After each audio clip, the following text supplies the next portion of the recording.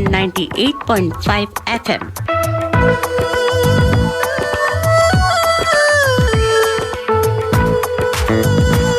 Welcome to the Hindi Show, featuring news, interviews, music and community announcements. स्वागत है दर्पण हिंदी कार्यक्रम में। आप सुनेंगे समाचार, विचार, संगीत और सामाजिक सूचनाएं। Radio 2000 98.5 FM, multicultural radio.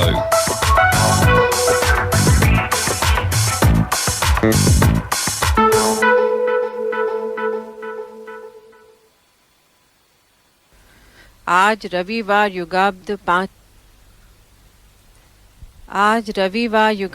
5124, कलयुग विक्रम संवत 2080, आषाढ़ महीने की अमावस्या 18 जून 2023 है। दर्पण के सभी श्रोताओं को ऋचा श्रीवास्तव और सुनील श्रीवास्तव का सप्रेम नमस्कार। अब सुनिए इस सप्ताह के समाचार। मुख्य समाचार इस प्रकार हैं। भारत अमेरिका संबंधों का भविष्य तय करेगी पीएम मोदी की यूएस यात्रा। 21 जून को योग दिवस कार्यक्रम में लेंगे हिस्सा। चक्रवाती तूफान विपरजॉय ने गिराया तापमान, मानसून को मिल सकती है गति। बिहार यूपी में 22-23 जून को दे सकता है दस्तक। एनसीईआरटी पाठ्यक्रम में बदलाव के विरोध को यूजीसी ने बताया अनुचित। कहा पहले भी होते रहे हैं इस तरह के संशोधन। ड्रैगन का ड्रोन भी किलर के सामने टेकेगा घुटने। CH-5 रेनबो को नेस्तनाबूद करने का है दमखम। एशिया कप के ODI वर्ल्ड कप के लिए ना। पाक टीम के भारत आने को लेकर पीसीबी चीफ निजाम सेठी ने किया बहुत बड़ा खुलासा। अब सुनिए समाचार विस्तार से। 20 जून से अमेरिका की यात्रा पर जाएंगे पीएम। 21 जून को यूएन मुख्यालय में योग दिवस के कार्यक्रम में हिस्सा लेंगे। वापसी में 2 दिन के लिए मिस्र यात्रा पर जाएंगे। अमेरिका से लौटते समय 24 व 25 जून को मिस्र की 2 दिवसीय यात्रा पर होंगे। पीएम नरेंद्र मोदी की अमेरिका की पहली राज्य की यात्रा दोनों देशों के रिश्तों के भविष्य की दिशा तय करने वाली होगी। उनकी इस यात्रा में दुनिया के 2 सबसे बड़े लोकतांत्रिक देशों की परंपराओं के समारोह की भव्यता तो होगी ही, लेकिन इस दौरान जो समझौते होंगे उसका वैश्विक कूटनीति में दीर्घावधि अवसर देखने को मिलेगा। गुजरात और महाराष्ट्र में बर्बादी की वर्षा के बाद अरब सागर के चक्रवात से उत्तर भारत में बड़े क्षेत्र को राहत मिलने जा रही है। दिल्ली, एनसीआरटी समेत पश्चिमी उत्तर प्रदेश एवं दक्षिणी हरियाणा के अधिकतम तापमान में अभी से गिरावट देखी जा रही है। 2-3 दिनों में इन क्षेत्रों में अच्छी वर्षा का अनुमान है। एनसीईआरटी के पाठ्यक्रम में किए गए बदलाव के विरोध के बाद अब उसके समर्थन में भी विश्वविद्यालय अनुदान आयोग यूजीसी के चेयरमैन सहित देश के करीब 106 शिक्षाविद आगे आ गए हैं। उन्होंने न सिर्फ इस बदलाव का समर्थन किया है बल्कि विरोध कर रहे शिक्षाविदों के गुट को स्वार्थी बताया है। साथ ही कहा है कि उनका यह विरोध पूरी तरह से औचित्यहीन और राजनीतिक एजेंडे के तहत किया जा रहा है। थर थर कांपेंगे दुश्मन और भूल कर भी नहीं करेंगे पीठ पर वार, क्योंकि भारत ने अमेरिकी निर्मित किलर MQ-9B ड्रोन की खरीद पर मुहर लगा दी है। ऐसे में आज हम बात करेंगे अमेरिकी निर्मित MQ-9B ड्रोन और चीन निर्मित रेनबो ड्रोन कि आखिर कौन सा ड्रोन ज़्यादा घातक साबित हो सकता है। भारत में होने वाले वनडे वर्ल्ड कप 2023 में शामिल होने को लेकर पाकिस्तान ने एक नया बखेड़ा खड़ा कर दिया है। पाकिस्तान क्रिकेट बोर्ड पीसीबी के चेयरमैन नजम सेठी ने वनडे विश्व कप में पाकिस्तानी टीम के भाग लेने पर संदेह जताया है। सेठी ने कहा है कि टीम का वनडे वर्ल्ड कप में खेलना सरकार की अनुमति पर निर्भर करेगा। नजम सेठी ने ये भी कहा कि भारत में होने वाले 50 ओवर के विश्व कप में पाकिस्तान की भागीदारी उनकी सरकार की स्वीकृति के अधीन है। पीसीबी के अध्यक्ष नजम सेठी के अनुसार बोर्ड ने आईसीसी को एक पत्र लिखकर कहा है कि वो इस विश्व कप में हिस्सा लेने के मामले में बोर्ड अकेले फैसला नहीं ले सकती है। सेठी का यह बयान तब आया है जब एशियाई क्रिकेट परिषद एसीसी के अध्यक्ष जय शाह ने आगामी एशिया कप का आयोजन हाइब्रिड मॉडल पर कराने की अनुमति दी है। अब सुनिए वाणिज्य समाचार। इस सप्ताह दिल्ली सराफा बंद होने तक स्टैंडर्ड सोने का भाव रहा 55,260 रुपये प्रति 10 ग्राम।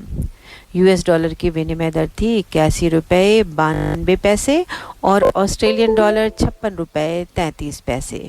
इसी के साथ आज के समाचार समाप्त हुए। आप सुन रहे हैं दर्पण हिंदी कार्यक्रम रेडियो 2000 FM 98.5 मेगाहर्ट्ज पर। आज आपके साथ स्टूडियो में है ऋचा श्रीवास्तव और सुनील श्रीवास्तव। हम आपको मिलवाएंगे कुछ गेस्ट से, परंतु इससे पहले सुनते हैं आज का विचार ऋचा जी से, और ऋचा जी बताएंगे गेस्ट कौन है। श्रोताओं, सुनील जी ने बताया कि आज गेस्ट हैं, लेकिन दुर्भाग्यवश हमारे गेस्ट आज नहीं आ पा रहे हैं स्टूडियो में किसी कारणवश। तो आज जो है आपको कुछ वार्ताएं, कुछ कहानियां और गीत सुनाएंगे। आज हम मिथुन चक्रवर्ती जी पर भी बातचीत करेंगे क्योंकि उनका जन्म दिवस होता है 16 जून को, और कुछ बातें बताएंगे कि 18 जून जो है वो क्यों महत्वपूर्ण है भारतीय इतिहास में, तो उस पर भी कुछ बातचीत करेंगे। तो चलिए सुनते हैं आज का विचार। आज के विचार में हम जब ढूंढ रहे थे तो मुझे 2-3 विचार बहुत अच्छे लगे जो आपको सुनाना चाहेंगे। कदम छोटे हों या बड़े रुकने नहीं चाहिए, क्योंकि मंजिल पाने के लिए चलते रहना बहुत ज़रूरी है। समय बहाकर ले जाता है नाम और निशान, कोई हम में रह जाता है तो कोई अहम में। भगवान कभी भी इंसान का भाग्य नहीं लिखता है, क्योंकि इंसान की सोच, उसका व्यवहार और उसके कर्म ही उसका भाग्य लिखते हैं।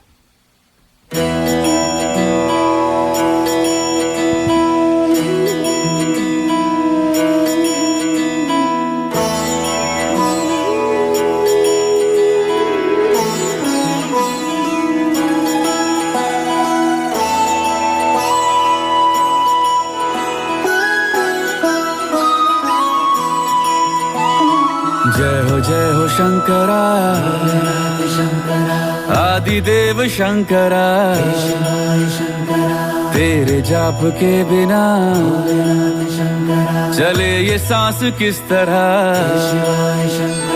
मेरा कर्म तू ही जाने, क्या बुरा है क्या भला, तेरे रास्ते पे मैं तो आंख मूंद के चला। तेरे नाम की जोत ने सारा हर लिया तमस मेरा। नमो नमो जी शंकरा, भोलेनाथ शंकरा, जय त्रिलोकनाथ शंभु हे शिवाय शंकरा। नमो नमो जी शंकरा, भोलेनाथ शंकरा, रुद्रदेव हे महेश्वरा।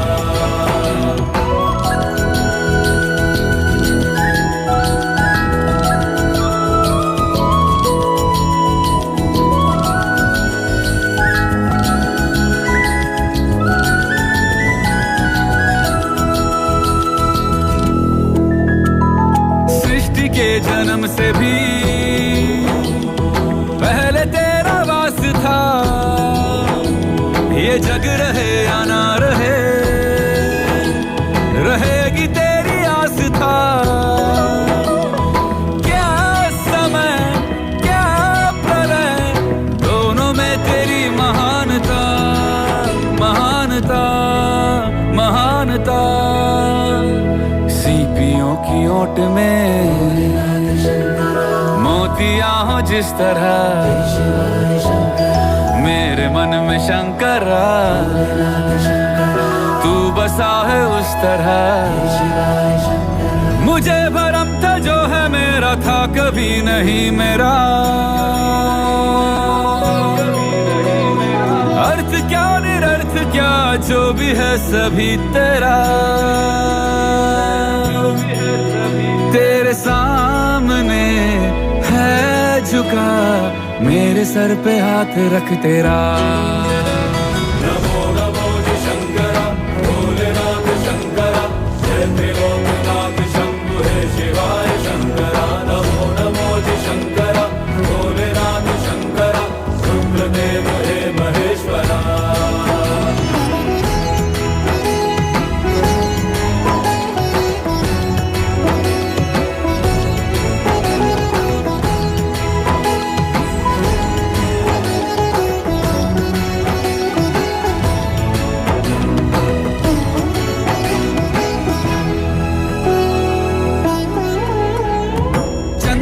ललाट पे भस्म है भुजाओं में वस्त्र बाघ छाल का है खड़ा पाँव में प्यास क्या हो तुझे गंगा है तेरी जटाओं में जटाओं में जटाओं में दूसरों के वास्ते तू सदैव ही जिया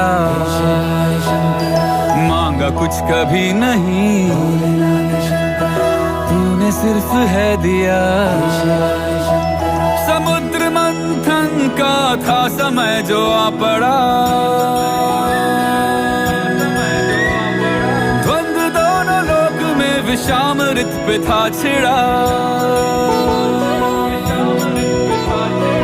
अमृत सभी मैं बांट के प्याला विष का तूने खुद पिया नमो नमो जी शंकरा भोलेनाथ शंकरा जय त्रिलोकनाथ शंभु हे शिवाय शंकरा नमो नमो जी शंकरा भोलेनाथ शंकरा रुद्रदेव हे महेश्वरा नमो नमो जी शंकरा भोलेनाथ शंकरा जय त्रिलोकनाथ शंभु हे शिवाय शंकरा नमो नमो जी शंकरा भोलेनाथ शंकरा रुद्रदेव हे महेश्वरा रुद्रदेव हे महेश्वरा रुद्रदेव हे महेश्वरा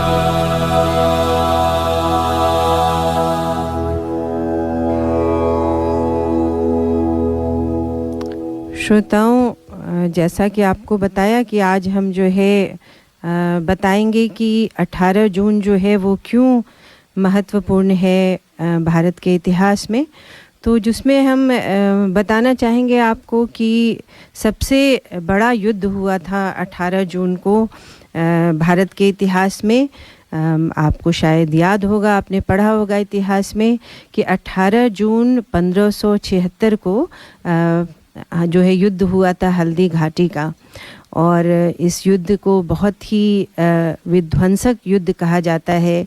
इस युद्ध में बहुत सारी पद्धतियां जो है वो अपनाई गई थी, जैसे गुरिल्ला पद्धति, और किस तरह से चेतक की वीरता के गुणगान हुए थे, ऐसा घोड़ा आज तक नहीं देखा गया।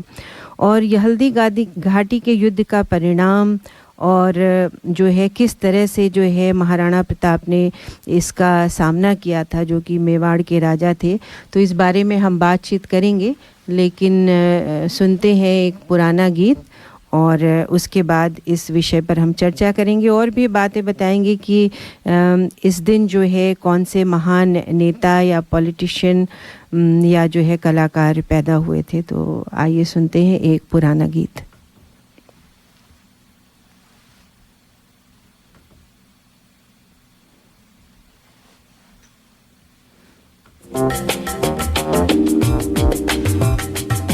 मैं करी masters the butter chicken packet Indian दुकान से लेके आया।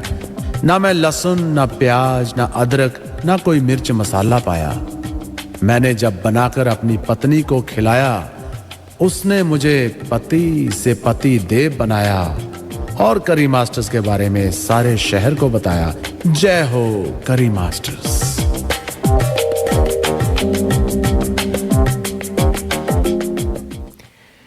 ये था हमारे स्पॉन्सर करी मास्टर्स का संदेश।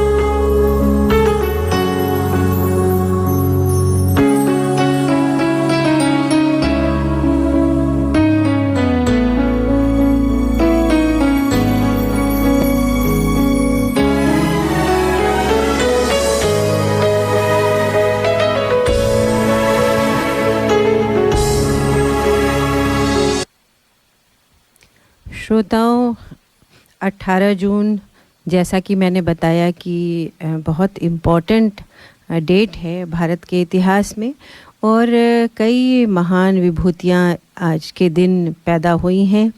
कुछ नाम लेना चाहूँगी जिसमें अवंतिका मोहन जून 18, 1990 में पैदा हुई, जो एक इंडियन एक्ट्रेस है। के.एस. सुदर्शन 18 जून 1931, 5th RSS चीफ।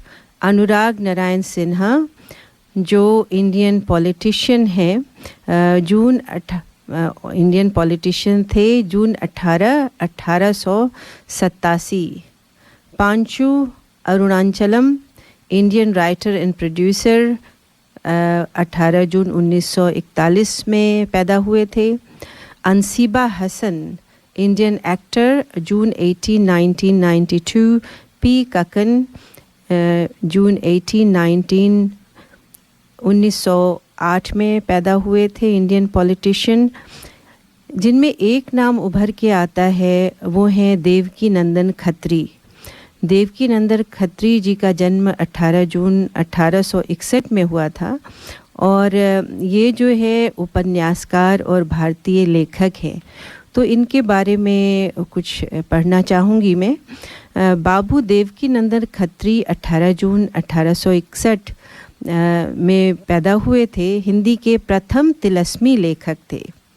उन्होंने चंद्रकांता संतति, काजल की कोठरी, नरेंद्र मोहिनी, कुसुम कुमारी, वीरेंद्र वीर, गुप्त गोदना, कटोरा भर, भूतनाथ जैसी रचनाएं की थी। भूतनाथ को उनके पुत्र दुर्गा प्रसाद खत्री ने पूरा किया। हिंदी भाषा के प्रचार प्रसार में उनके उपन्यास चंद्रकांता का बहुत बड़ा योगदान रहा है। इस उपन्यास ने सबका मन मोह लिया। इस किताब का रसास्वादन के लिए गैर हिंदी भाषियों ने हिंदी सीखी। बताइए कितनी अच्छी किताब ये है। बाबू देवकी नंदन खत्री ने तिलस्म, अय्यार और अय्यारी जैसे शब्दों को हिंदी भाषियों के बीच लोकप्रिय बनाया। जितने हिंदी पाठक उन्होंने उत्पन्न किए उतने किसी और ग्रंथकार ने नहीं किए। जैसा कि मैंने बताया कि देवकी नंदन खत्री जी का जन्म 18 जून 1861 में आषाढ़ कृष्ण पक्ष सप्तमी संवत 1918 शनिवार को बिहार के मुजफ्फरपुर जिले में पूसा में हुआ था। उनके पिता का नाम लाला ईश्वर दास था। उनके पूर्वज पंजाब के निवासी थे तथा मुगलों के राज्यकाल में ऊंचे पदों पर कार्य करते थे। महाराज रणजीत सिंह के पुत्र शेर सिंह के शासनकाल में लाला ईश्वर दास काशी में आकर बस गए। देवकी नंदन खत्री जी की प्रारंभिक शिक्षा उर्दू फारसी में हुई थी। बाद में उन्होंने हिंदी, संस्कृत एवं अंग्रेजी का भी अध्ययन किया। आरंभिक शिक्षा समाप्त करने के बाद वो गया के टेकारी स्टेट पहुंच गए और वहां के राजा के यहाँ नौकरी कर ली। बाद में उन्होंने वाराणसी में लहरी प्रेस से एक प्रिंटिंग प्रेस की स्थापना की और 1900 में हिंदी मासिक सुदर्शन का प्रकाशन आरंभ किया। देवकी नंदन खत्री जी का काशी नरेश ईश्वरी प्रसाद नारायण सिंह से बहुत अच्छा संबंध था। इस संबंध के आधार पर उन्होंने चकिया, उत्तर प्रदेश और नौगढ़ के जंगलों में ठेके लिए। बचपन से ही उन्हें सैर सपाटे का बहुत शौक था। ठेकेदारी के काम से उन्हें पर्याप्त आय होने लगी और सैर सपाटे का शौक भी पूरा होता। लगातार कई दिनों तक नौगढ़ के बीहड़ जंगलों में पहाड़ियों और प्राचीन ऐतिहासिक इमारतों के खंडहरों के खाक छानते रहते थे। कालांतर में जब उनसे जंगलों के ठेके छिन गए तब इन्हीं जंगलों, पहाड़ियों और प्राचीन ऐतिहासिक इमारतों के खंडहरों की पृष्ठभूमि में अपनी तिलिस्म एवं अय्यारी के कारनामों की कल्पनाओं को मिश्रित कर उन्होंने चंद्रकांता उपन्यास की रचना की।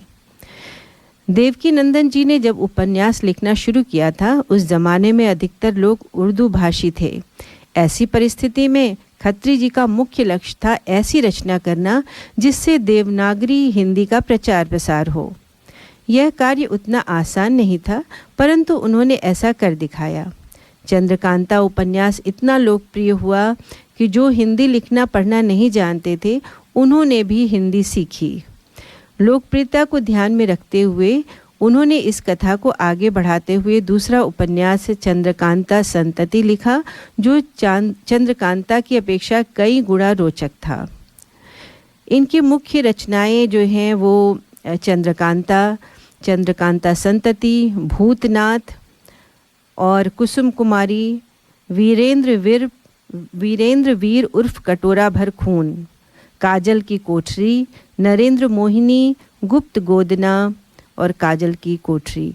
तो ये इनके विशेष उपन्यास रहे और इनके बारे में बहुत कुछ लिखा गया है और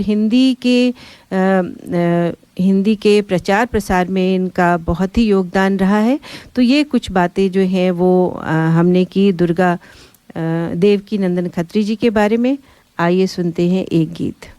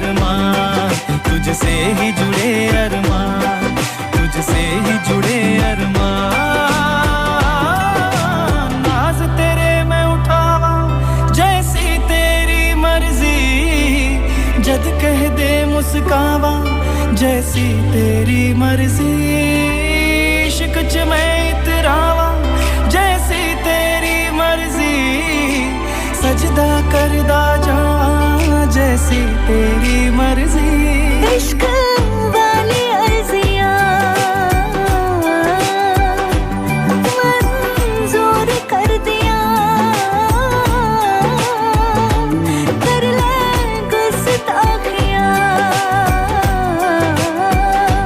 कर ले मन मर्जियां, मन मर्जियां है, मन मर्जियां, मन मर्जियां।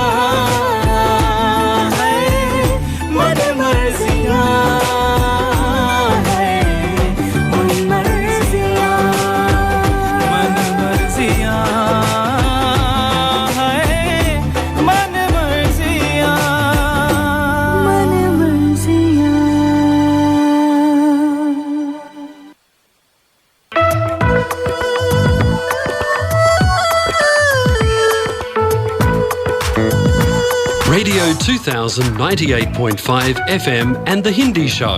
आप सुन रहे हैं दर्पण हिंदी कार्यक्रम 98.5 FM पर।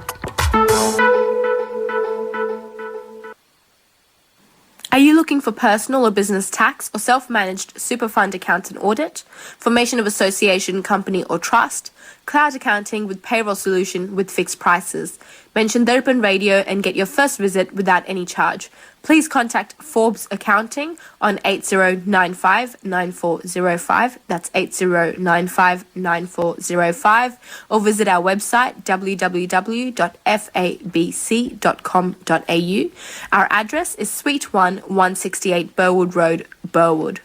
Forbes Accounting and Business Consultants are proud sponsors of Darpan Radio.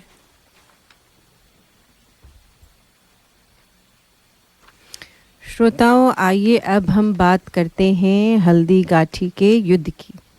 Haldi Ghati का युद्ध 18 जून 1576 को मेवाड़ के महाराणा प्रताप का समर्थन करने वाले घुड़सवारों और धनुर्धारियों और मुगल सम्राट अकबर के सेना के बीच लड़ा गया था, जिसका नेतृत्व आमेर के राजा मानसिंह प्रथम ने किया था। इस युद्ध में महाराणा प्रताप को भील जनजाति का सहयोग मिला था। 1568 में चित्तौड़गढ़ के विकट घेराबंदी ने मेवाड़ की उपजाऊ पूर्वी बेल्ट को मुगलों को दे दिया था। हालांकि बाकी जंगल और पहाड़ी राज्य अभी भी राणा के नियंत्रण में थे। मेवाड़ के माध्यम से अकबर गुजरात के लिए एक स्थिर मार्ग हासिल करने पर आमादा था। जब 1572 में प्रताप सिंह को राणा का ताज पहनाया गया तो अकबर ने कई दूतों को भेजा जो महाराणा प्रताप को इस क्षेत्र में कई अन्य राजपूत नेताओं की तरह एक जागीरदार बना दिया। जब महाराणा प्रताप ने अकबर को व्यक्तिगत रूप से प्रस्तुत करने से इनकार कर दिया तो युद्ध अपरिहार्य हो गया। लड़ाई का स्थल राजस्थान के गोगुंदा के पास हल्दी घाटी में एक संकरा पहाड़ी दर्रा था। महाराणा प्रताप ने लगभग 3000 घुड़सवारों और 400 भील धनुर्धारियों के बल पर मैदान में उतरे। मुगलों का नेतृत्व आमेर के राजा मानसिंह ने किया था, जिन्होंने लगभग 5000 से 10,000 लोगों की सेना की कमाल संभाली थी।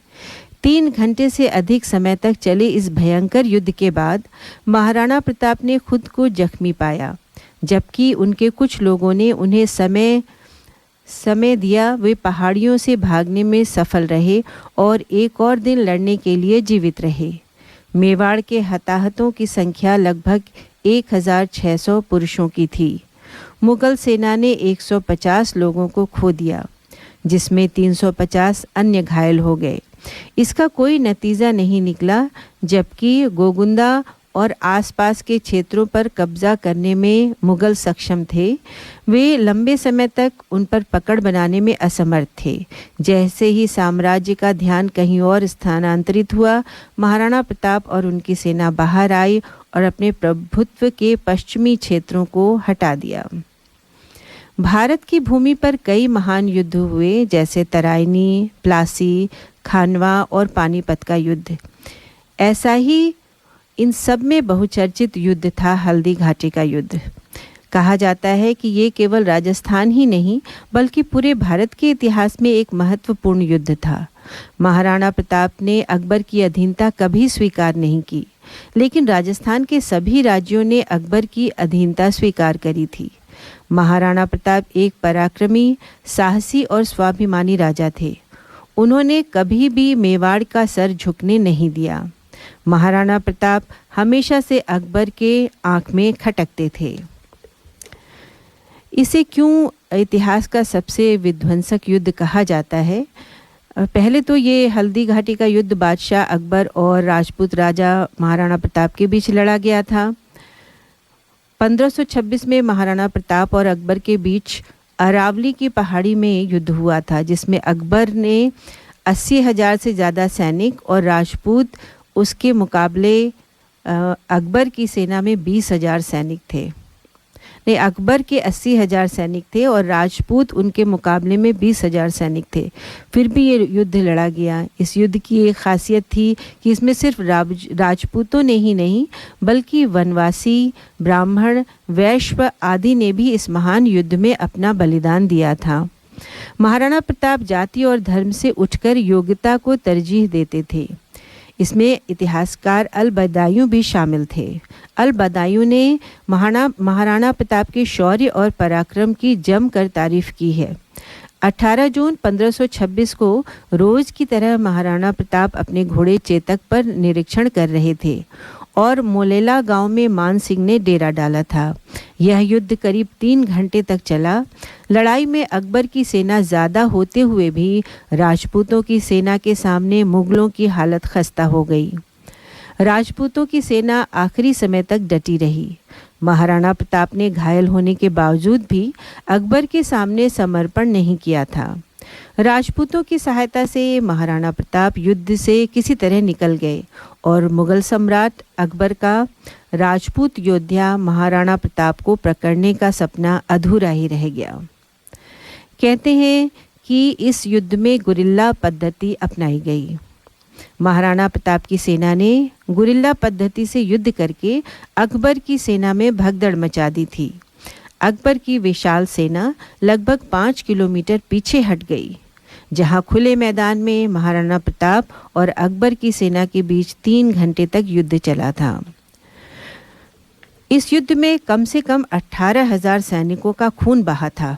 महाभारत के बाद हल्दी घाटी का युद्ध सबसे विनाशकारी युद्ध माना जाता है। कहा जाता है इससे पहले अकबर ने महाराणा प्रताप को 6 बार अपने अधीन होने का निमंत्रण दिया था, लेकिन एक राजपूताना और पराक्रमी होने के कारण अधीनता कभी स्वीकार नहीं की। महाराणा प्रताप अपने घोड़े चेतक पर युद्ध भूमि में आए जो बिजली की रफ्तार से तेज भागता था। अकबर की सेना का नेतृत्व मानसिंह कर रहे थे, जो हाथी लेकर आए थे। हाथी की सूंड पर तलवार बंधी हुई थी। चेतक सीधा मानसिंह के हाथी के मस्तक पर चढ़ गया। उतरते वक्त चेतक का पैर हाथी की सूंड में बंधी तलवार से कट गया। इस युद्ध के बाद जगह जगह खून ही खून बिखरा हुआ था, जिसने काफी लोगों को विचलित कर दिया था। कहा जाता है कि महाराणा प्रताप ने युद्ध के दौरान अपने सीने पर लोहे, तांबा और पीतल से बना 72 किलो का कवच पहना था और साथ ही 81 किलो का भाला भी था। उनकी कमर पर 2 तलवार बंधी हुई थी। ये भी कहा जाता है कि वो तलवार एक वार से ही घोड़े के 2 टुकड़े कर देती थी। हल्दी घाटी के युद्ध के बाद मेवाड़, चित्तौड़, कुंभलगढ़, उदयपुर, गोंगड़ा जैसे क्षेत्र अकबर के अधीन आ गए थे। राजपूतों की शक्ति कमज़ोर पड़ गई थी, क्योंकि अधिकतर राजपूतों ने मुगलों की अधीनता स्वीकार कर ली थी। हल्दी घाटी के युद्ध के बाद पराक्रमी महाराणा प्रताप ने अधीनता स्वीकार नहीं की और राजपूतों के साथ लाने का प्रयास करते रहे। कई इतिहासकारों का मानना है कि युद्ध में न तो अकबर की जीत हुई और न ही महाराणा प्रताप की। हल्दी घाटी का युद्ध के बाद मुगलों का शासन काफी बढ़ गया था।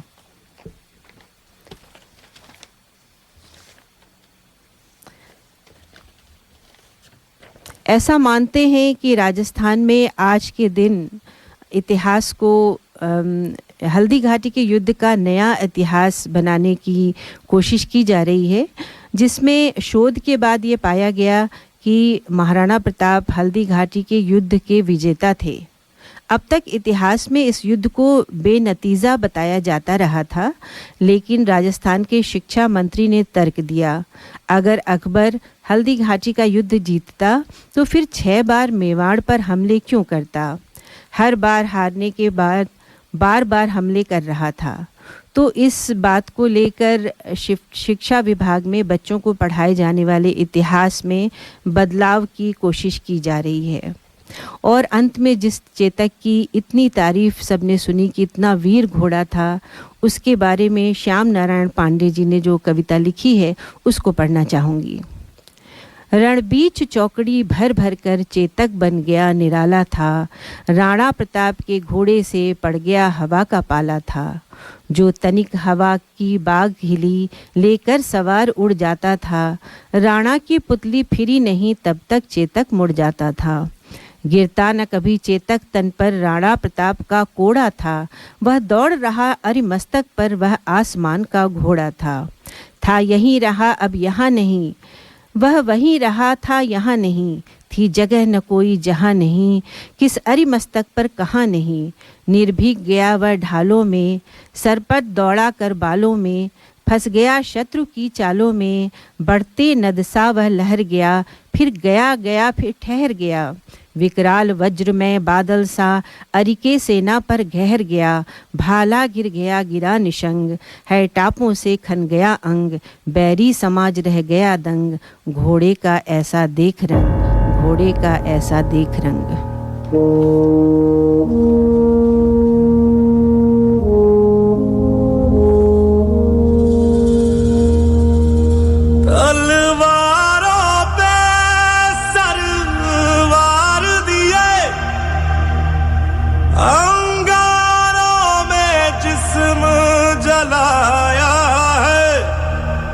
अब जाके कहीं हमने सर पे ये केसरी रंग सजाया है।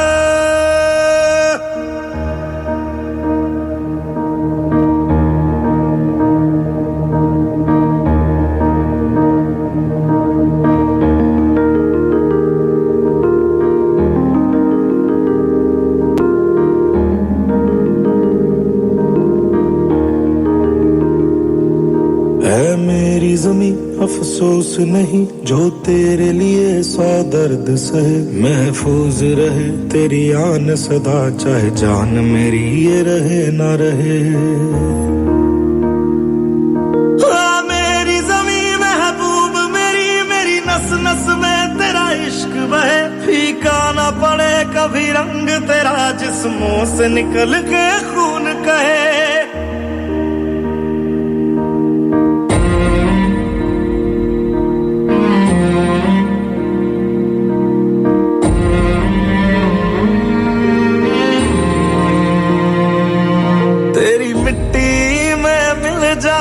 गुल बन के मैं खिल जावा। इतनी सी है दिल की आरज़ू।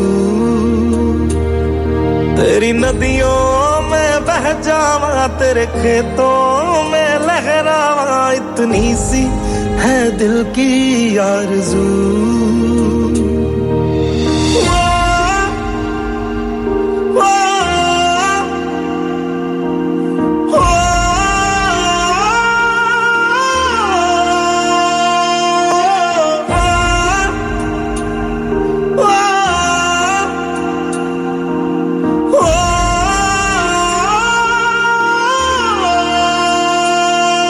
सरसों से भरे खलियान मेरे जहाँ झूम के भंगड़ा पा न सका। आबाद रहे वो गांव मेरा जहाँ लौट के वापस जा न सका। ओ वतना में मेरे वतना में तेरा मेरा प्यार निराला था। कुर्बान हुआ तेरी असमत पे मैं कितना नसीबों वाला था।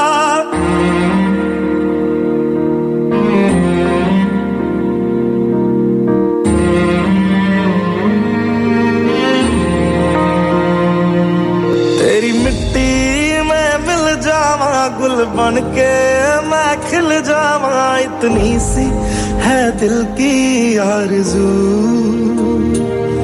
तेरी नदियों में बह जावा तेरे खेतों में लहरावा। इतनी सी है दिल की आरज़ू।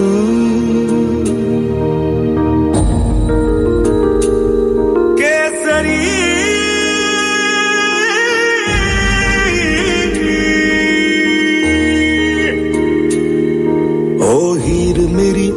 हंसती रहे तेरी आंख घड़ी भर नम ना हो। मैं मरता था जिस मुखड़े पे कभी उसका उजाला कम ना हो।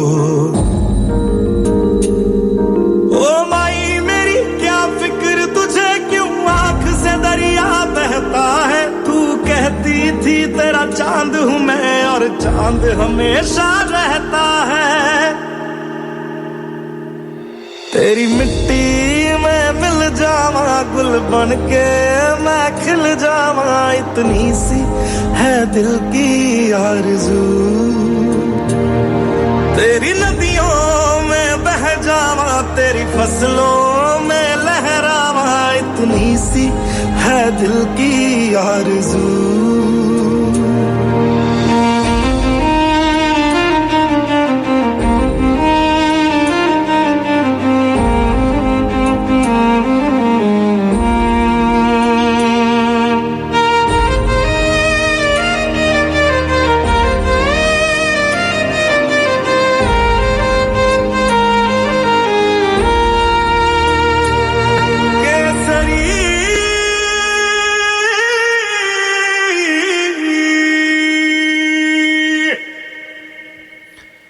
श्रोताओं, एक आप लोगों से शेयर करना चाहता हूँ।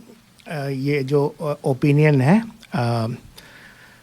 जिस पे मोदी जी जो पीएम मोदी इंडिया के जा रहे हैं अमेरिका, तो उसके बारे में कुछ बातें हैं।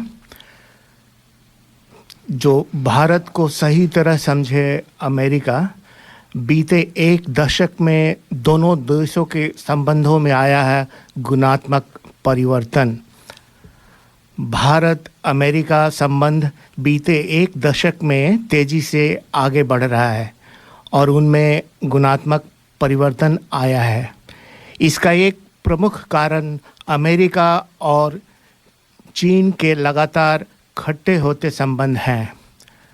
अमेरिका की तरह भारत भी चीन के आक्रामक रवैये से परेशान है। प्रधानमंत्री नरेंद्र मोदी की अमेरिका यात्रा को लेकर न केवल अमेरिकी राजनीतिज्ञ बल्कि अमेरिका में रह रहे भारतीय भी उत्साहित हैं। दुनिया की नज़रों में इस यात्रा पर है माना जा रहा है कि यह यात्रा भारत और प्रधानमंत्री मोदी के लिए भी मील पत्थर साबित होगी। प्रधानमंत्री मोदी विश्व के चुनिंदा नेताओं में होंगे जो अमेरिकी संसद को 2 बार संबोधित करेंगे।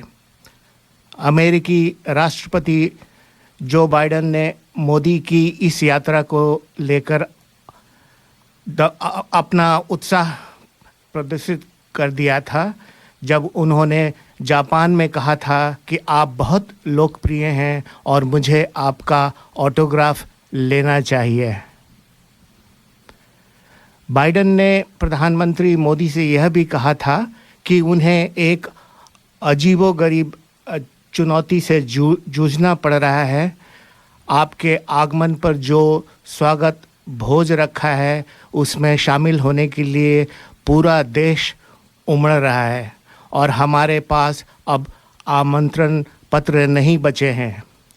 अमेरिका में भारत की महत्ता इसलिए बढ़ती जा रही है क्योंकि वहाँ रह रहे भारतीयों का अमेरिकी राजनीति, आर्थिक, व्यापार, उद्योग या सामाजिक संरचना में दखल बढ़ गया है। जनसंख्या के लिहाज से अमेरिका में 40 लाख के करीब ही भारतीय हैं, पर अमेरिकी समाज में उनकी धमक कहीं ज़्यादा है। बाइडेन प्रशासन में भारतीय मूल के लोगों की भरमार है। इस कारण भी प्रधानमंत्री मोदी की अमेरिका यात्रा को लेकर इतना उत्साह है। भारत अमेरिका संबंध बीते एक दशक में तेजी से आगे बढ़ रहा है और उनमें गुणात्मक परिवर्तन आया है। इसका एक प्रमुख कारण अमेरिका और चीन के लगातार खट्टे होते संबंध हैं। अमेरिका की तरह भारत भी चीन के आक्रामक रवैये से परेशान है। वह भी उसे लेकर इतना ही सचेत है जितना अमेरिका। भारत चीन की आक्रामकता का सामना करने के लिए न केवल सीमाओं पर अपनी आधारभूत ढांचे को सुदृढ़ कर रहा है, बल्कि सीमा पर कहीं अधिक सैन्य बल भी तैनात कर रहा है। दुर्गम सीमा की रक्षा के लिए उच्च तकनीक के साथ जो हथियार चाहिए उन्हें अमेरिका देने के लिए इच्छुक दिख रहा है। यह एक विडंबना ही है कि अमेरिका के साथ भारत के संबंध रक्षा सौदों पर आकर टिक जाते हैं। भारतीय प्रधानमंत्रियों की अमेरिका यात्रा के पहले बड़े रक्षा सौदों की घोषणा होती रहती है। इस बार भी ऐसा ही होता दिख रहा है। इस बार आधुनिक ड्रोन किलर को लेकर सौदा हो सकता है। अमेरिका का भारत के प्रति झुकाव इसलिए बढ़ रहा है क्योंकि वॉशिंगटन और बीजिंग के आर्थिक रिश्तों में लगातार गिरावट आ रही है। चीन अपनी मुद्रा का मूल्य जानबूझकर कम रख रहा है। इसके कारण व्यापार संतुलन उसके पक्ष में है। यही स्थिति भारत के मामले में भी है। चीन का जैसे जैसे आर्थिक आधिपत्य बढ़ रहा है, वैसे वैसे वह अपना विस्तारवादी एजेंडा भी आगे बढ़ा रहा है। वह पड़ोसी ताइवान को हड़पने की कोशिश कर रहा है।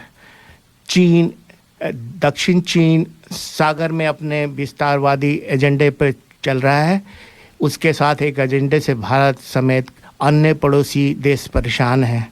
अमेरिका चीन को काबू में करने के लिए भारत का सहारा अवश्य ले रहा है, लेकिन भारत ने यह स्पष्ट कर दिया है कि अमेरिका से उसकी रिश्ते उसकी अपनी स्वतंत्रता विदेश नीति पर आधारित होंगे। आने वाले समय में चीन की विकास दर धीरे धीरे कम हो रही है और भारत की बढ़ेगी और अमेरिका के लिए यह बेहतर बाजार के रूप में सामने आएगा। दोनों देशों के रिश्तों में गहराई तब आएगी जब अमेरिका खुलकर भारत के समर्थन में संयुक्त राष्ट्र सुरक्षा परिषद की स्थायी सदस्यता के लिए पैरवी करेगा।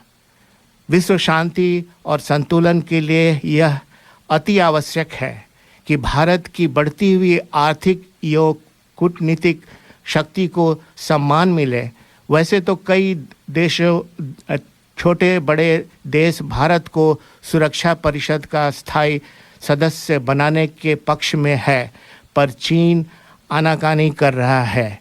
इसकी काट अमेरिका और अन्य स्थायी सदस्य मिलकर निकाल सकते हैं। अमेरिका और भारत जिन अनेक मुद्दों पर एक मत हैं, उनमें आतंकवाद से निपटना भी है। आतंकवाद आज भी विश्व शांति के लिए एक बड़ी चिंता का कारण है। भारत के लिए इसलिए अधिक क्योंकि पड़ोसी देश पाकिस्तान आतंकवाद का एक बड़ा गढ़ है। पाकिस्तान आर्थिक और राजनीतिक रूप में कमज़ोर देश के रूप में सामने आ रहा है, लेकिन कश्मीर को लेके उनके इरादे अभी भी आक्रामक हैं। अमेरिका आतंकवाद के लिए चिंता जो बताता है, पर पाकिस्तान को आतंक पर समर्थन करने के लिए दंडित नहीं कर सकता है। अफ़गानिस्तान में पाकिस्तान के रवैये के कारण नाकामी और बदनामी से दो चार होने के बाद भी अमेरिका उसे नसीहत नहीं दे पाता है। तो दोस्तों, ये कुछ हमारे अमेरिका और इंडिया के बीच में जो मोदी जी वहाँ पर जा रहे हैं, तो उसके बाद कुछ बहुत अच्छी बात आपने बताई सुनील जी कि मोदी जी का एक और प्रयास और ईश्वर करे कि इसमें सफलता मिले। आपको ये भी बता दें कि इंटरनेशनल योगा डे आने वाला है 21 जून को, तो वो भी जगह जगह मनाया जा रहा है। आज ग्लेनवुड कम्युनिटी में मनाया जा रहा है। कुटुंब जो हैं वो इंटरनेशनल योगा डे मना रहे हैं, तो 9 से 11 बजे तक आप वहाँ जाके योग से जुड़िए। लेकिन आपको बता दें कि इंटरनेशनल योगा डे की शुरुआत कैसे हुई और क्यों हुई। तो पहली बार अंतर्राष्ट्रीय योग दिवस मनाया गया 21 जून 10,015 को, और इस दिन को मनाने की पहल भारत के प्रधानमंत्री नरेंद्र मोदी जी ने की थी। संयुक्त राष्ट्र ने दिसंबर 2014 में एक प्रस्ताव पारित करके 21 जून को अंतर्राष्ट्रीय योग दिवस के रूप में घोषित किया था। इस दिन के महत्व को बढ़ाने के लिए हर साल योग दिवस मनाया जाता है। इस दिन दुनिया भर में कार्यक्रमों का आयोजित कर योग का जीवन में क्या महत्व है इसको समझाया जाता है। योग दिवस के मौके पर आम लोगों से लेकर सेलिब्रिटी भी योग करके इस दिन के महत्व को समझाते हैं। कहते हैं तनाव को दूर करने और शरीर को हेल्दी रखने के लिए योग बहुत ज़रूरी है। बढ़ती मसरूफियत के बीच हमारी ज़िंदगी में तनाव बढ़ता जा रहा है, जो हमारे ब्रेन और शरीर दोनों पर नकारात्मक असर डाल रहा है। शारीरिक और मानसिक स्वास्थ्य को दुरुस्त रखने के लिए हर साल अंतर्राष्ट्रीय योग दिवस मनाया जाता है, ये बताने के लिए कि योग का कितना महत्व है हमारे जीवन में। योग हमारे शरीर को लचीला बनाता है और साथ ही मांसपेशियों में ताकत और बॉडी टोन करने में मदद करता है। अंतर्राष्ट्रीय योग दिवस को विश्व योग दिवस भी कहा जाता है। तो इस दिन के महत्व को समझिए और योगा से जुड़िए और इस दिवस को भी मनाइए और अपने जीवन में योग को अपनाइए। पिघला दे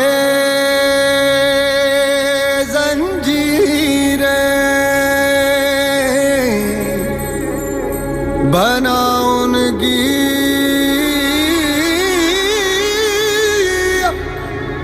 शमशीर, कर हर मैदान फतेह बंदिया, कर हर मैदान फतेह।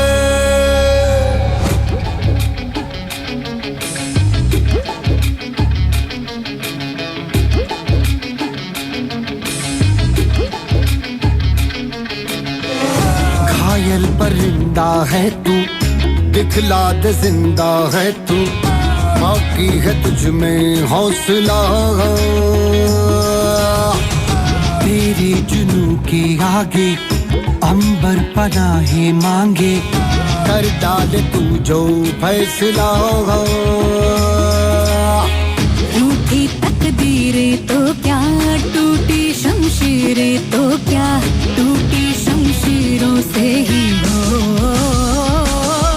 कर हर मैदान फतेह, कर हर मैदान फतेह, कर हर मैदान फतेह रे बंदे, हर मैदान फतेह, कर हर मैदान फतेह, कर हर मैदान फतेह, कर हर मैदान फतेह रे बंदे, हर मैदान फतेह।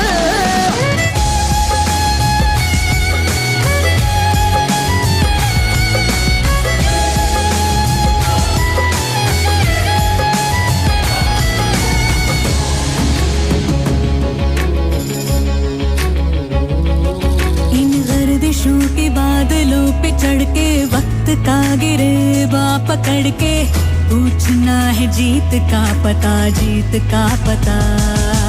इन मुट्ठियों में चांद तारे भर के, आसमां की हद से गुजर के, हो जा तू भीड़ से जुदा, भीड़ से जुदा, भीड़ से जुदा। कहने को सर्रा है तू, लोहे का छर्रा है तू, टूटी शमशीरों से ही हो।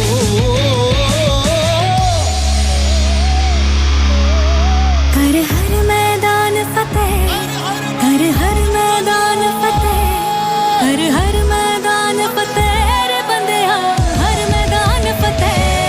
कर हर मैदान फतेह, कर हर मैदान फतेह, कर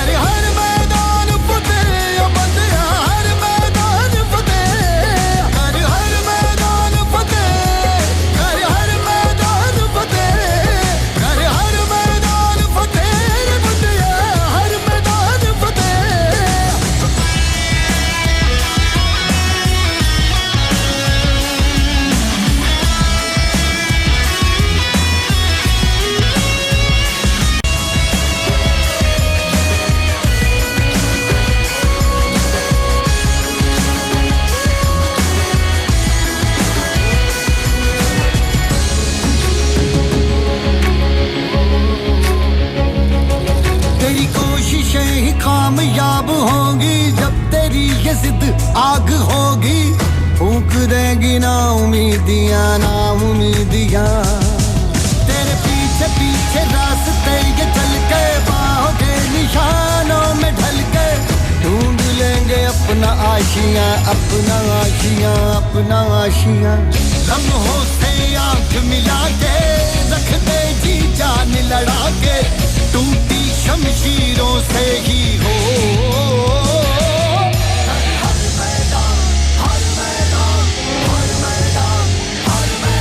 कर हर मैदान फतेह कर हर मैदान फतेह कर हर मैदान फतेह बंदिया हर मैदान फतेह कर हर मैदान फतेह कर हर मैदान फतेह कर हर मैदान फतेह बंदिया हर मैदान फतेह कर हर मैदान फतेह कर हर मैदान फतेह कर हर मैदान फतेह बंदिया हर मैदान फतेह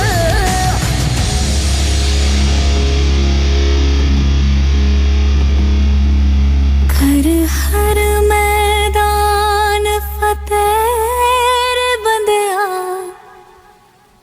हर मैदान फतेह।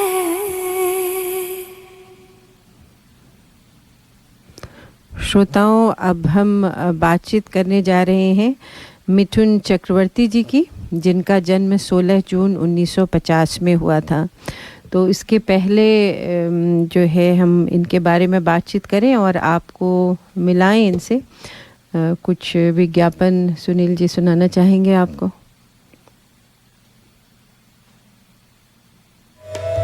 Work, home, kids.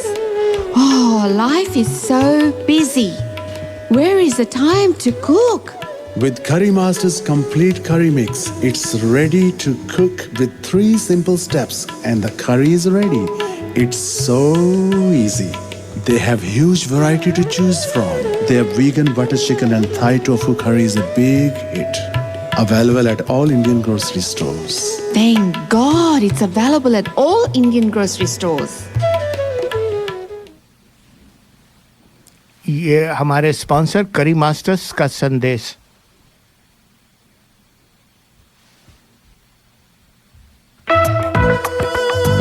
Every Sunday, listen to the Hindi show, 98.5 FM, Radio 2000. हर रविवार सुनिए दर्पण हिंदी कार्यक्रम 98.5 FM पर सुबह 9 से 11 बजे तक।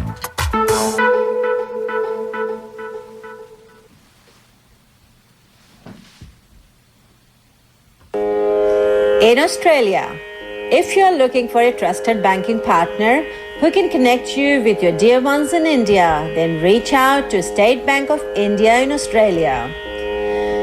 Visit our website www.sbisyd.com.au for more details on products and services. State Bank of India Sydney is a proud sponsor of Durban Radio.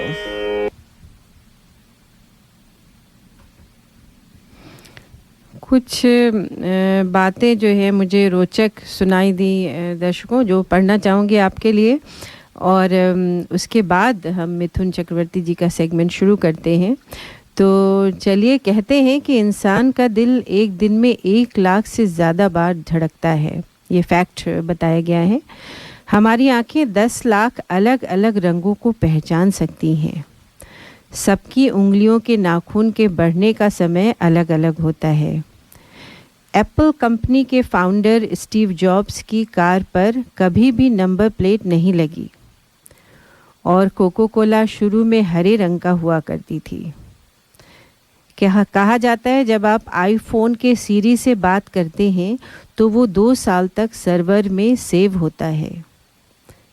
Kangaroo उल्टे नहीं चल सकते और सूर्य अंतरिक्ष में सफ़ेद दिखता है।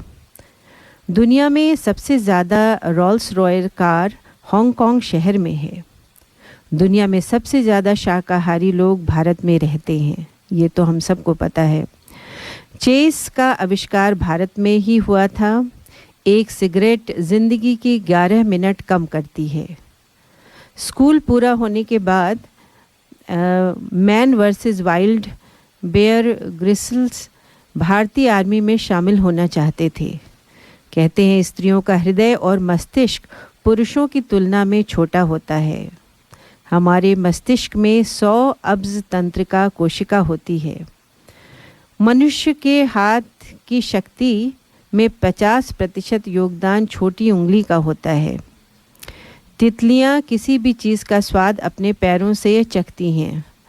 जब आप झूठ बोलते हैं तो आपकी नाक गर्म हो जाती है। देखिए, ये तो अब आप चेक करिएगा।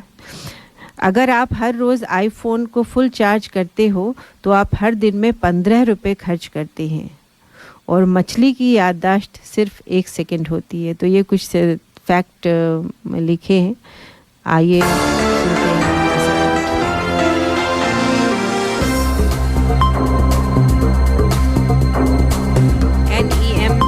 मीडिया द्वारा निर्मित नवीनतम समाचारों में आपका स्वागत है। मैं ऋचा श्रीवास्तव हूँ। डरपोक आवाज बहस को कठिन बना रहा है। हाल के जनमत सर्वेक्षणों ने दिखाया है कि संसद के लिए स्वदेशी आवाज के लिए समर्थन बहुमत से नीचे चला गया है। केवल 49% ऑस्ट्रेलियाई लोगों ने हाँ वोट का समर्थन किया है। इस मामले पर टिप्पणी करते हुए प्रधानमंत्री एंथनी एल्बनीज़ी ने कहा कि जनमत सर्वेक्षणों के परिणाम के बावजूद उन्हें विश्वास था कि जनमत संग्रह सफल होगा और राष्ट्र को एकजुट करने का एक अवसर होगा। श्री एल्बनीज़ी ने कहा कि वॉयस के संबंध में महत्वपूर्ण गलत सूचना साझा की जा रही है और कैनबरा में बहस के स्थानांतरित होने के बाद अलग अलग परिणामों के प्रति आश्वस्त थे। संघीय संसद वर्तमान में वर्ष के अंत में ऑस्ट्रेलियाई लोगों से पूछ जाने पर प्रश्न पर बहस कर रही है। स्वतंत्र सीनेटर डेविड पैकॉक ने कहा कि वॉयस के इर्द गिर्द बहस देश के सामने आने वाली कई मुद्दों को संबंधित करने का एक अवसर था, लेकिन उसे भयावहता ने बहस को कठिन बना दिया। सर्दियों की छुट्टियों से पहले टीकाकरण का आग्रह किया। अभिभावकों से आग्रह किया जा रहा है कि आगामी स्कूलों की छुट्टियों से पहले अपने बच्चों को टीका जरूर लगवाएं। ऑस्ट्रेलिया मेडिकल एसोसिएशन की न्यू साउथ वेल्स शाखा के अध्यक्ष माइकल बॉनिंग का कहना है कि कोविड-19 और फ्लू दोनों के लिए संक्रमण दर उच्च बनी हुई है। न्यू साउथ वेल्स में रिपोर्ट किए गए फ्लू के मामले पिछले 5 हफ्तों में 2 गुने से अधिक हो गए हैं। डॉक्टर बॉनिंग ने कहा कि 10 वर्ष से कम आयु के बच्चों अन्य आयु समूहों की तुलना में बहुत अधिक दर से संक्रमित हो रहे हैं और 16 वर्ष से कम आयु के 300 से अधिक बच्चों को अस्पताल में भर्ती कराया गया है। उन्होंने माता पिता से आग्रह किया कि वे अपने बच्चों को स्कूल की छुट्टियों से पहले टीका लगवाएं ताकि आगे प्रसार को रोका जा सके। गैस कोड उचित कीमतों पर सुरक्षित आपूर्ति का वादा करता है।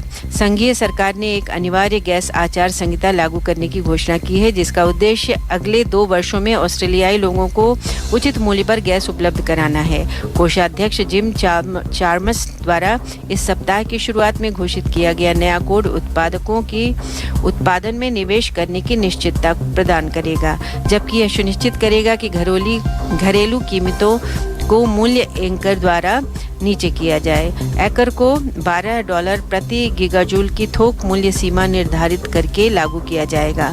समझौते के हिस्से के रूप में गैस उत्पादकों से यह सुनिश्चित करने के लिए घरेलू आपूर्ति एक स्तर के लिए प्रतिबद्ध किया गया है कि ऑस्ट्रेलियाई उपभोक्ताओं को गैस की कोई कमी नहीं है। संसाधन मंत्री मैडलिन किंग ने कहा कि उन कंपनियों के लिए बड़ा वित्तीय जुर्माना होगा जो घरेलू बाजार में सहमत मात्रा में गैस की आपूर्ति नहीं करती हैं। डॉक्टरों ने देश की व्यवस्था में बदलाव की मांग की। ऑस्ट्रेलिया के शीर्ष चिकित्सा निकाय स्वास्थ्य देखभाल में निवेश कैसे किया जाता है, इसमें एक बड़े बदलाव की मांग कर रहे हैं। ऑस्ट्रेलियन मेडिकल एसोसिएशन का कहना है कि वर्तमान में सिस्टम अरबों खर्च कर रहा है, लेकिन पुरानी बीमारी और लगातार बढ़ती वैकल्पिक सर्जरी प्रतीक्षा सूची को रोकने में विफल हो रहा है। कैनबरा में नेशनल प्रेस क्लब के एक भाषण में AMA के अध्यक्ष स्टीव रॉबसन ने इस मामले को सामने रखा कि ऑस्ट्रेलियाई लोगों के लिए स्वास्थ्य परिणामों के सुधार में विकास होगा और उत्पादकता में वृद्धि होगी। भाषण से पहले जारी एक रिपोर्ट में चेतावनी दी गई थी कि ऑस्ट्रेलिया में अन्य विकसित देशों की तुलना में उच्च जीवन प्रत्याशा थी। यह पुरानी बीमारी की रोकथाम और समय के देखभाल तक बहुत पहुंच में पिछड़ गया। मैं ऋचा श्रीवास्तव हूं। कृपया अगली बार अधिक समाचारों के लिए हमसे जुड़े रहें, सुरक्षित रहें। यह खबर आपके लिए नेशनल एथनिक एवं मल्टीकल्चरल ब्रॉडकास्टर काउंसिल द्वारा लाई गई।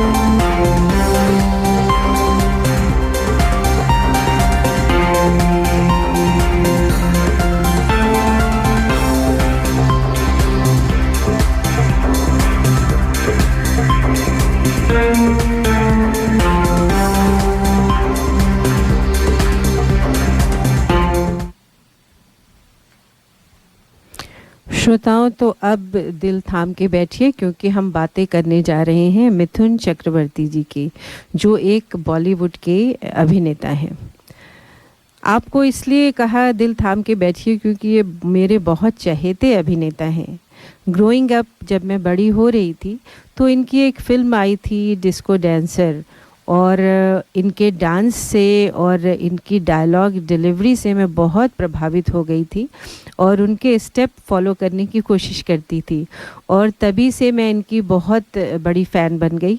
और आप हमारे जो मित्र हैं वो जानते हैं कि उस ज़माने में भाई इतना मीडिया तो होता नहीं था, तो मैं इनकी फ़ोटो वगैरह काट के जो है वो अपने वॉल पे लगाती थी और इनकी कोई भी फिल्म मैं नहीं छोड़ती थी। तो आइए इनकी बातें करते हैं, और इसलिए भी बात कर रहे हैं क्योंकि 16 जून को इनका जन्म दिवस होता है। मिथुन चक्रवर्ती जी बांग्ला से हैं, बांग्ला, और इनका नाम मिथुन चक्रवर्ती अलग अलग तरह से लोग इसको प्रोनाउंस करते हैं। बचपन में इनका नाम गौरांग चक्रवर्ती था। इनका जन्म 1950 16 जून को हुआ था। ये भारत के एक अभिनेता, सामाजिक कार्यकर्ता, उद्यमी और राज्यसभा के सदस्य हैं। मिथुन ने अपने अभिनय की शुरुआत कला फिल्म मृगया, जो कि 1976 में बनी थी, उससे की थी, जिसके लिए उन्हें सर्वश्रेष्ठ अभिनेता के लिए पहला राष्ट्रीय फिल्म पुरस्कार प्राप्त हुआ। 1980 के दशक में अपने सुनहरे दौर में डांसिंग स्टार के रूप में उन्होंने बहुत सारे प्रशंसक बनाए और ख़ुद को उन्होंने भारत के सबसे लोकप्रिय प्रमुख अभिनेता के रूप में स्थापित किया। विशेष रूप से 1982 में बहुत बड़ी हिट फिल्म डिस्को डांसर में स्ट्रीट डांसर जिमी की भूमिका से उन्होंने अपने आप को लोकप्रिय बनाया। 1980 के दशक में कहते हैं कि बच्चन जी से भी ज़्यादा लोकप्रिय कलाकार थे। तो क्यों न पहले एक गीत सुनील जी इनका सुनाया जाए और फिर बातचीत आगे जारी रखेंगे।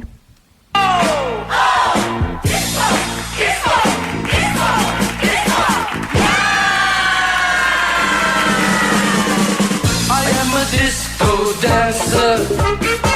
I am a disco dancer. जिंदगी मेरा गाना, मैं इसी का दीवाना। तो झूमो तो नाचो और मेरे साथ नाचो। Go! I am a disco dancer. I am a disco dancer.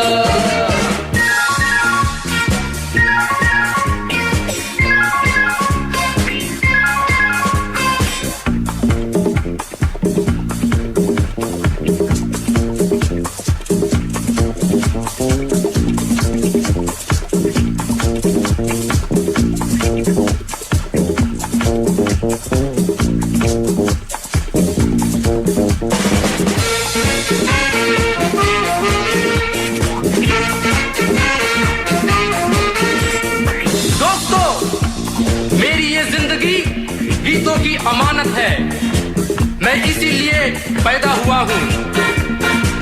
ये लोग कहते हैं मैं तब भी गाता था जब बोल पाता नहीं था। ये पाँव मेरे तो तब भी थिरकते थे जब चलना आता नहीं था। नगमों की मस्ती है मेरी जवानी में, है डांस मेरे लहू की रवानी में। यहाँ मेरी हार, यहाँ मेरी जीत, यही मेरे गीत। तो झूमो तो नाचो और मेरे साथ नाचो। Go! I am a disco dancer. I am a disco dancer. जिंदगी मेरा गाना, मैं इसी का दीवाना। तो झूमो तो नाचो और मेरे साथ नाचो। I am a disco dancer.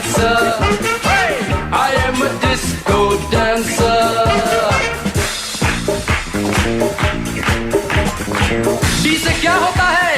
Darling, आहा दीवाना, आहा disco, आहा डी से होता है डांस, आई से होता है आइटम, एस से होता है सिंगर, सी से होता है कोरस, ओ से ऑर्केस्ट्रा।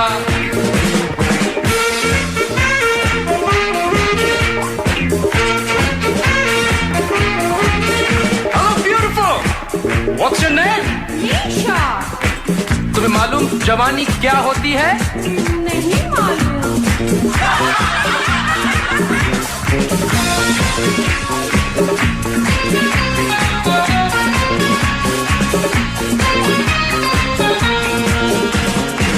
जवानी एक लहर है, जवानी एक नशा है, जवानी जिस पे आए वो ही जाने ये क्या है।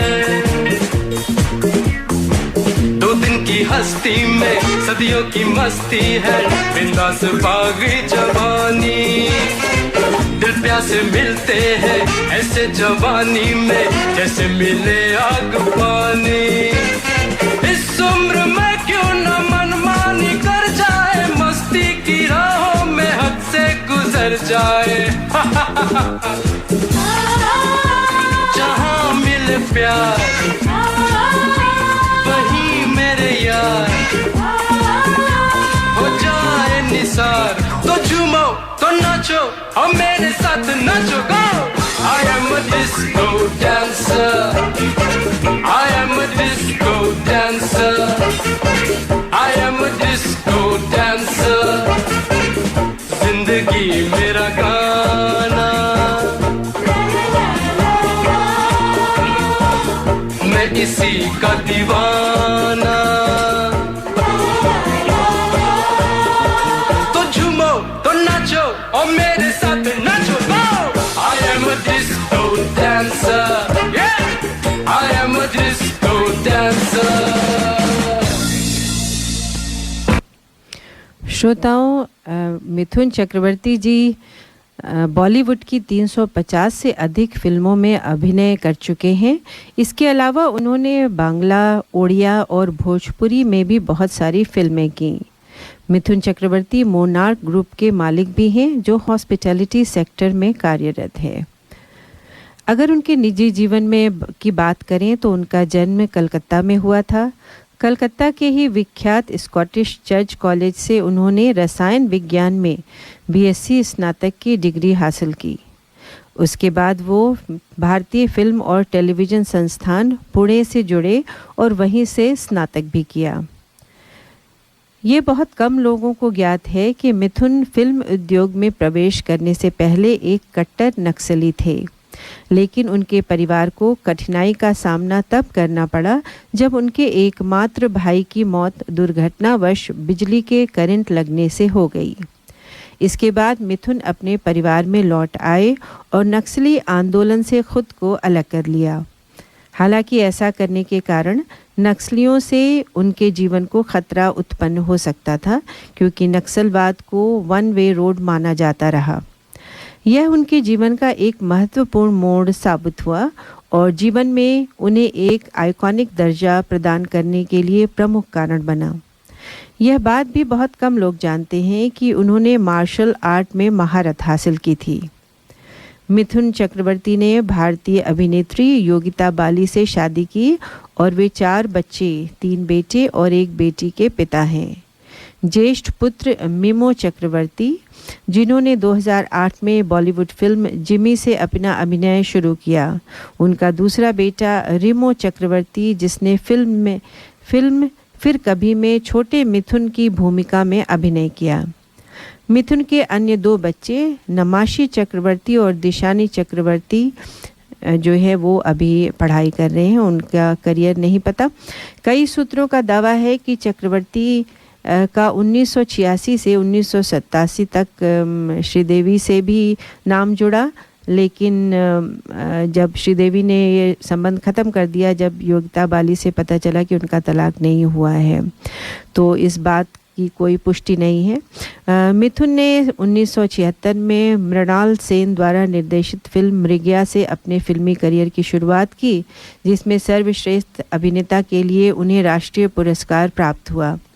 अपनी पहली फिल्म के बाद उन्होंने कुछ फिल्में मसलन दो अनजाने, फूल खिले हैं गुलशन गुलशन में सहयोगी भूमिका निभाई, लेकिन इससे उन्हें कोई सम्मान नहीं मिला।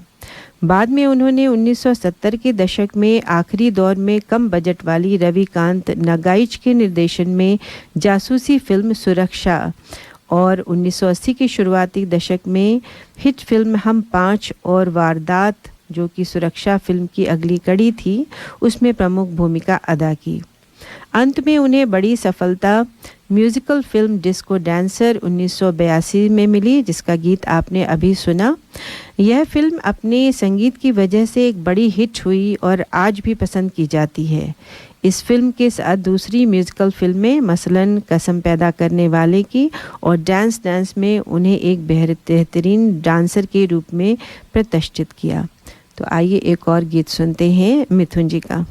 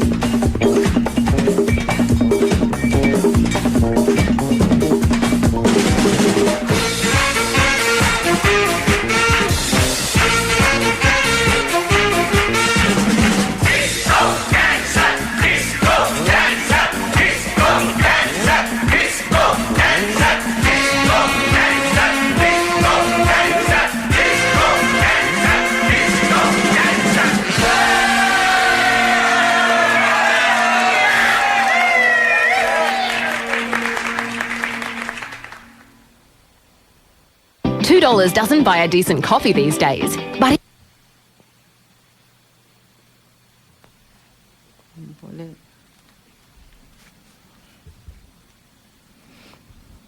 श्रोताओं, जो गीत चलाना चाह रहे थे वो नहीं चला। चलिए बात को आगे बढ़ाते हैं और सुनील जी फिर कोशिश करेंगे आपको गीत सुनाने के लिए। तो 1980 के दशक के दौरान उन्होंने रोमांटिक और पारिवारिक ड्रामा वाली कई सफल फिल्में मसलन मुझे इंसाफ चाहिए, प्यार झुकता नहीं, स्वर्ग से सुंदर, प्यार का मंदिर में मुख्य भूमिका में अभिनय किया। इन फिल्मों की गिनती आज भी उनकी सबसे सफल व्यावसायिक फिल्मों में होती है। वांटेड, बॉक्सर, जागीर, जाल, वतन के रखवाले, कमांडो, वक्त की आवाज़, गुरु, मुजरिम और दुश्मन जैसी फिल्मों ने उन्हें एक एक्शन रूप के हीरो के रूप में मान्यता दी। 1980 के दशक के मध्य में उन्हें अमिताभ बच्चन के एक प्रतिद्वंदी के रूप में देखा जाने लगा, क्योंकि उन्होंने दर्जनों एक्शन और ड्रामा से भरपूर फिल्में की, जिससे उनकी छवि एंग्री यंग मैन की बनी, जो समाज की बुराइयों और भ्रष्टाचार से लड़ता है। उनकी यह खासियत बच्चन जैसी ही थी। इसी तरह उन्होंने अपने समय की बॉलीवुड की कुछ बड़ी अभिनेत्रियां जीनत अमान, पद्मिनी कोल्हापुरे, रति अग्निहोत्री, रेखा, श्रीदेवी, माधुरी दीक्षित समेत कईयों के साथ काम किया।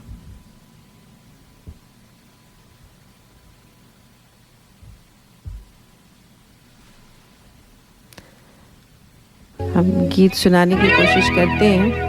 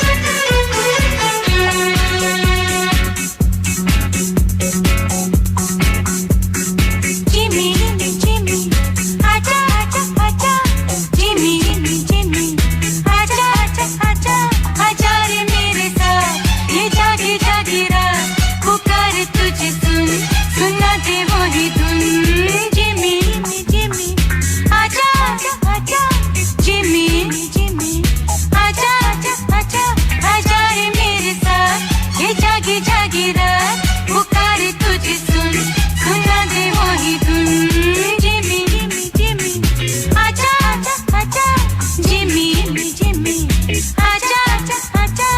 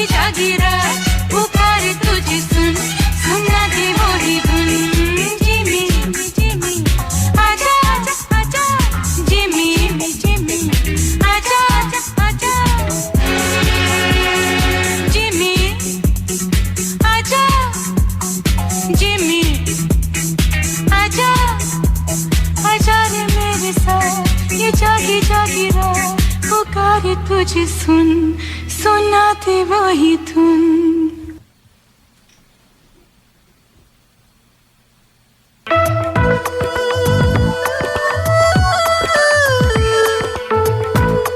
You can listen to community announcements and sponsorships on our website, dapanradio.org.au.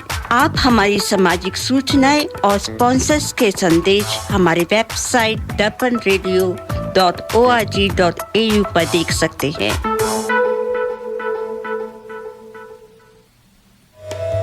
Work, home, kids. Oh, life is so busy. Where is the time to cook? With Curry Master's complete curry mix, it's ready to cook with 3 simple steps and the curry is ready. It's so easy. They have huge variety to choose from. Their vegan butter chicken and Thai tofu curry is a big hit. Available at all Indian grocery stores. Thank God it's available at all Indian grocery stores. ये था हमारे sponsor करी masters का संदेश। श्रोताओं कुछ comments हमारे श्रोतागण के आ रहे हैं हमारे व्हाट्सएप ग्रुप में जिन्हें पढ़ना चाहूँगी। यतिन जी कहते हैं कि good start of the program. Poonam ji लिखती हैं कि Veer Zaara all times evergreen song, thanks for playing. Yatin ji फिर लिखते हैं good programme on Haldi Ghati युद्ध। हेमलता जी लिखती हैं नमस्ते to Darpan radio team, very nice program, thanks. Poonam ji लिखती हैं interesting some unknown facts. Pradeep Upadhyay ji लिखते हैं आश्चर्यजनक किंतु सत्य तथा मनोरंजक तथ्य बताने के लिए धन्यवाद। राजेश पांडे जी लिखते हैं अति मनोरंजक ज्ञानवर्धक कार्यक्रम। प्रदीप उपाध्याय जी लिखते हैं मिथुन चक्रवर्ती के जन्मदिन विशेष कार्यक्रम के लिए धन्यवाद। श्रोताओं को उनके बारे में कम जाना गया सत्य बताना चाहूँगा। उस दौर के प्रसिद्ध गायक किशोर कुमार ने कभी भी मिथुन चक्रवर्ती के लिए कोई गीत नहीं गाया। ये मुझे भी नहीं पता था उपाध्याय जी। क्या आप जानते हैं इसका क्या कारण हो सकता है? तो मुझे तो इसका कारण नहीं पता है, तो अगर आपको पता है तो प्लीज़ हमें बताइए। तो ये कुछ कमेंट थे हमारे श्रोताओं के और हमारी टीम के। मिथुन चक्रवर्ती के लिए कहा जाता है कि बॉलीवुड करियर के समानांतर अपनी मातृभाषा बांग्ला फिल्मों में वो उतनी सफल नहीं रहे। हालांकि उनकी यथार्थवादी या कला फिल्मों को सराहा गया, जहां उनके मंझे हुए अभिनय के कारण उन्हें पुरस्कार प्राप्त हुए। देवश्री रॉय और अनिल चैटर्जी के साथ 1982 में आई उनकी फिल्म त्रोई को बड़ी सफलता मिली थी। बम्बई जाने के बाद और मुख्य धारा की हिंदी फिल्मों में एक स्टार के रूप में उनकी लोकप्रियता बढ़ते जाने से मुख्य धारा की बांग्ला फिल्में से मिथुन लगभग गायब हो गए। हालांकि 1992 में प्रख्यात निर्देशक बुद्धदेव दासगुप्ता की ताहोदेर कथा जैसी कला फिल्मों में दिखाई देते रहे और इस फिल्म के लिए 1993 में उन्हें दूसरा राष्ट्रीय पुरस्कार मिला।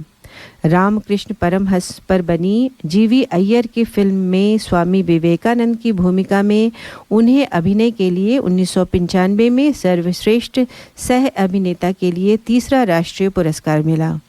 1999 में गौतम घोष की फिल्म गुड़िया के लिए उन्हें सराहना मिली। 2002 में आई अपर्णा सेन और कोंकणा सेन शर्मा द्वारा अभिनीत ऋतुपर्णा घोष की फिल्म तितली में भी उन्होंने काम किया। इस फिल्म को व्यावसायिक सफलता के साथ समालोचना की तारीफ भी मिली। हाल में ही फाटा केस्टो सीरीज की उनकी फिल्में पश्चिम बंगाल में काफ़ी मनोरंजक एवं लोकप्रिय रहीं। 2008 में राहुल बोस और समीरा रेड्डी के साथ दास गुप्ता की फिल्म काल पुरुष में उन्होंने काम किया। इस फिल्म में समीक्षकों को प्रशंसा मिली। टेलीविज़न शो भी इन्होंने बहुत सारे उसमें भाग लिया और उसका हिस्सा बने। डांस इंडिया डांस और डांस बांग्ला डांस जैसे GTV के डांस शो में मिथुन ग्रैंड जज रहे। यह उनकी परिकल्पना है। डांस पर रुचि रखने वालों के लिए एक सुनहरा मौका भी था। तो इन्होंने जो है टीवी में भी बढ़ चढ़ के हिस्सा लिया और उसका भाग बने। मिथुन चक्रवर्ती अपनी बांग्ला मातृभूमि में फुटबॉल को बढ़ावा देने में लगे हुए हैं। बंगाल फुटबॉल एकेडमी उन्हीं के दिमागी उपज है और उन्होंने ही इस एकेडमी की स्थापना के लिए ज़रूरी रकम जुटाई।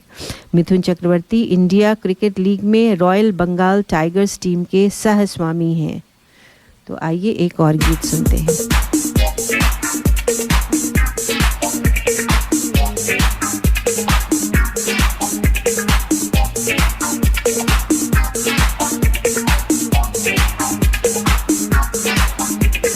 याद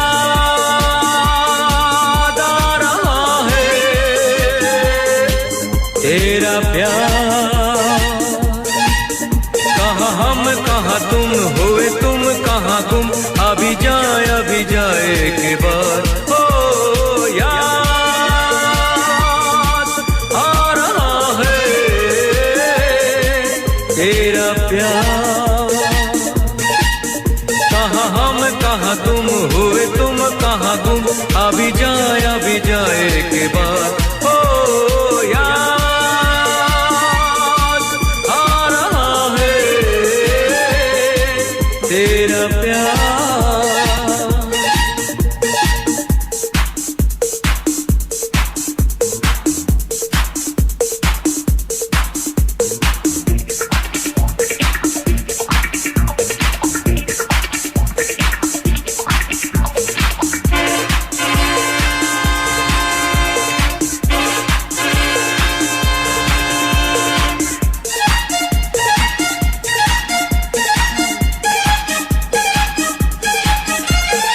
यारो मैं तो यहाँ जीता रहा सारे गम दिल के भुला के, देके तुम्हें सारी खुशी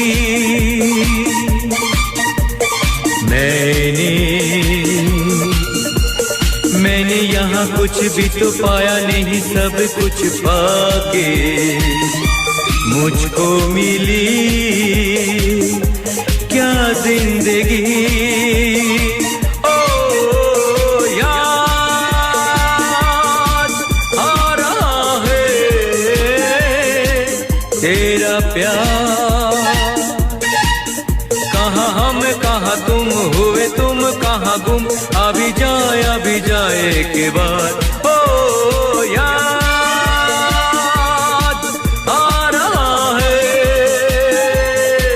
तेरा प्यार।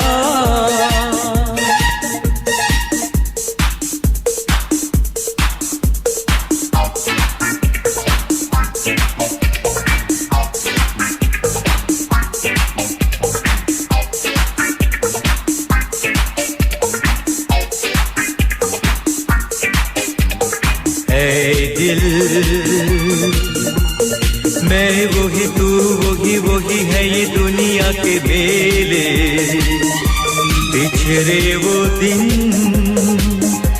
जाने कहाँ रूठे सब यहाँ जाने कहाँ रह गए हम तो अकेले आवाज दे किसको यहाँ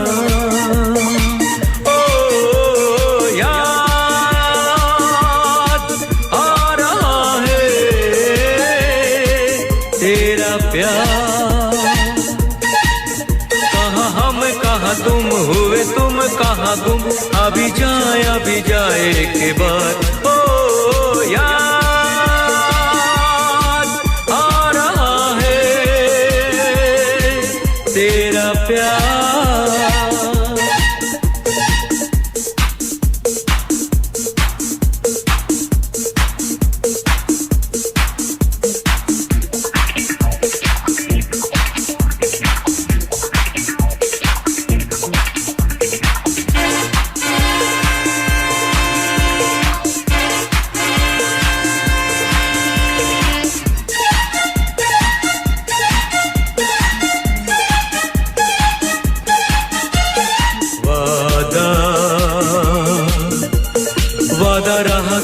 मेरे तेरे लिए गाता चला जाऊं तू मेरा दिल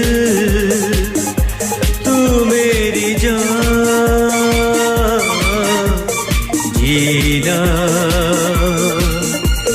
जीना मेरा जीना यही तेरे लिए जिंदगी लुटाऊं तू जो नहीं क्या है यहाँ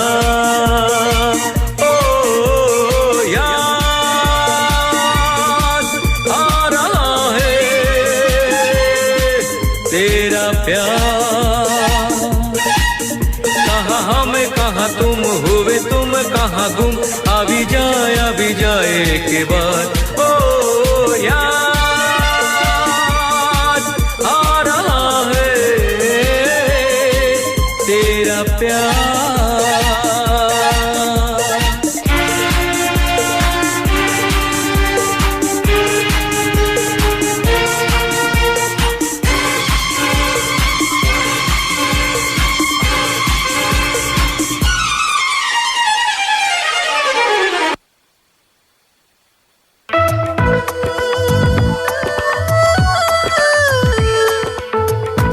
Contact The Hindi Show for sponsorship and phone 0413 385 976. दर्पण हिंदी कार्यक्रम में स्पॉन्सरशिप के लिए संपर्क करें फोन नंबर 0413385976. मैं करी masters the butter chicken packet Indian दुकान से लेके आया ना मैं लहसुन ना प्याज ना अदरक ना कोई मिर्च मसाला पाया मैंने जब बनाकर अपनी पत्नी को खिलाया उसने मुझे पति से पति देव बनाया और करी मास्टर्स के बारे में सारे शहर को बताया जय हो करी मास्टर्स।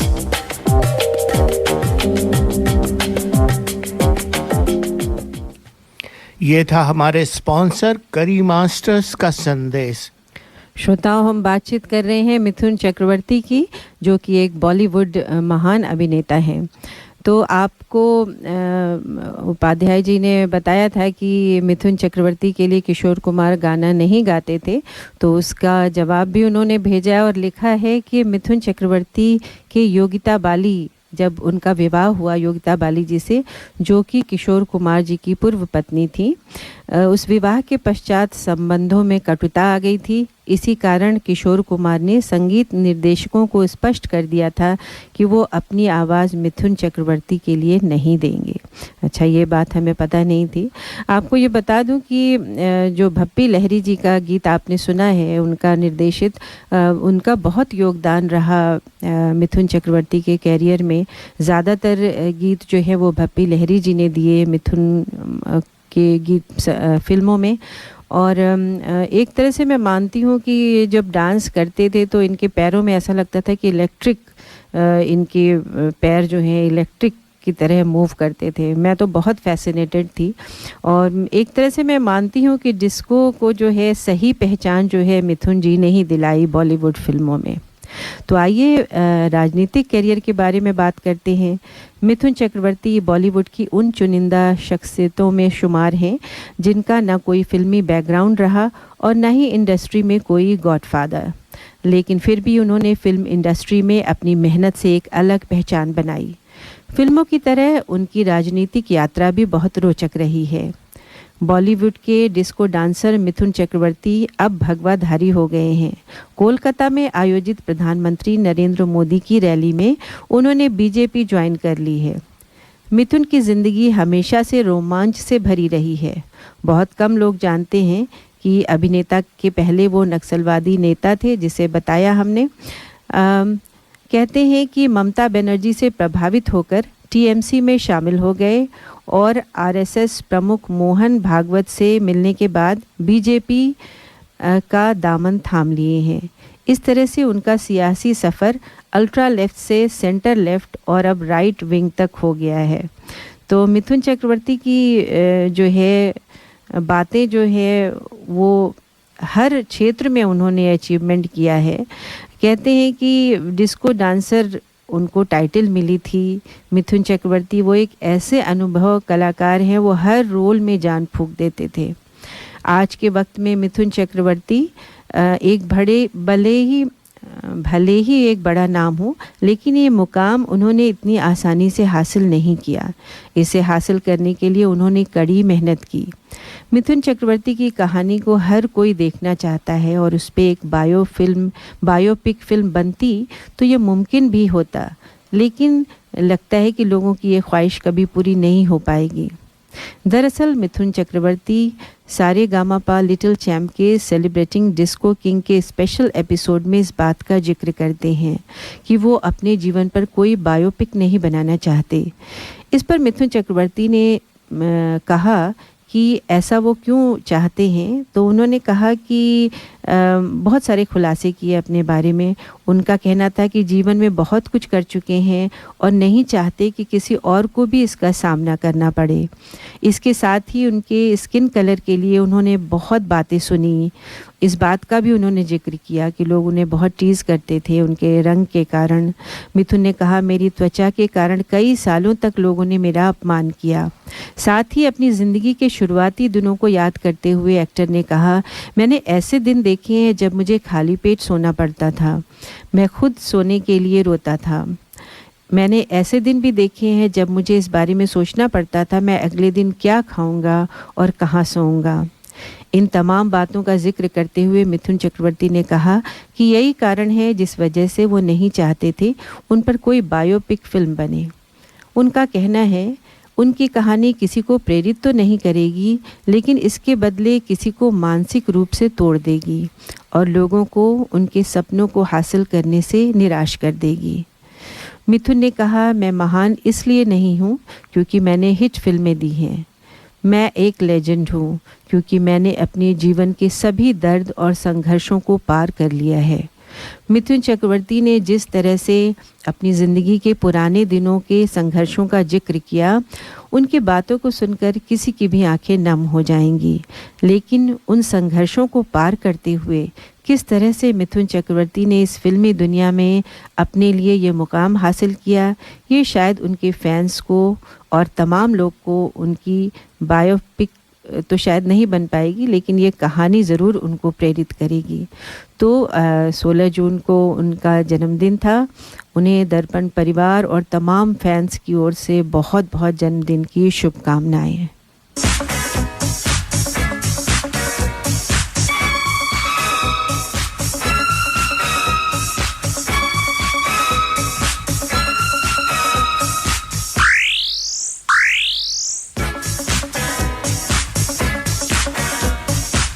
जीना भी क्या है जीना तेरी आंखों के बिना, जीना भी क्या है जीना तेरे होठों के बिना।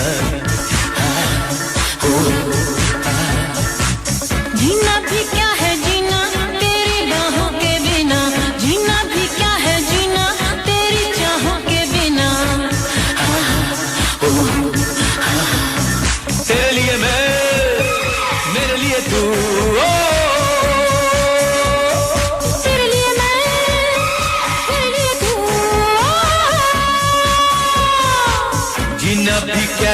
जीना तेरी आंखों के बिना जीना भी क्या है जीना तेरी बाहों के बिना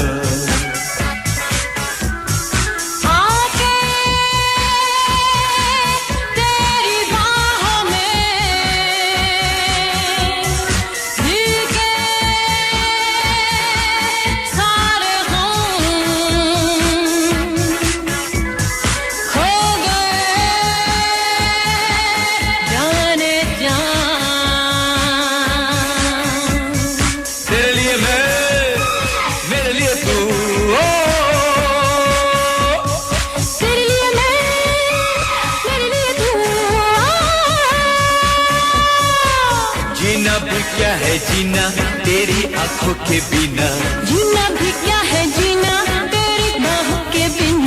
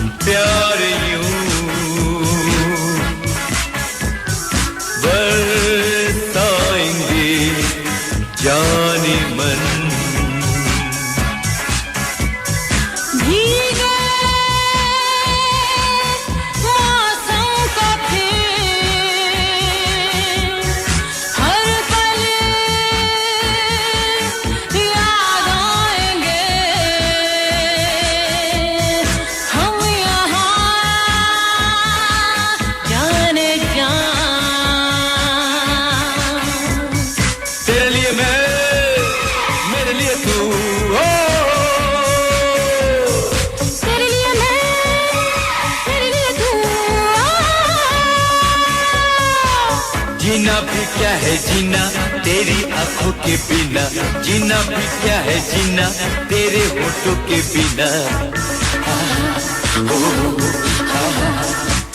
जीना है क्या भी जीना तेरी बाहों के बिना जीना है क्या है जीना तेरी चाहों के बिना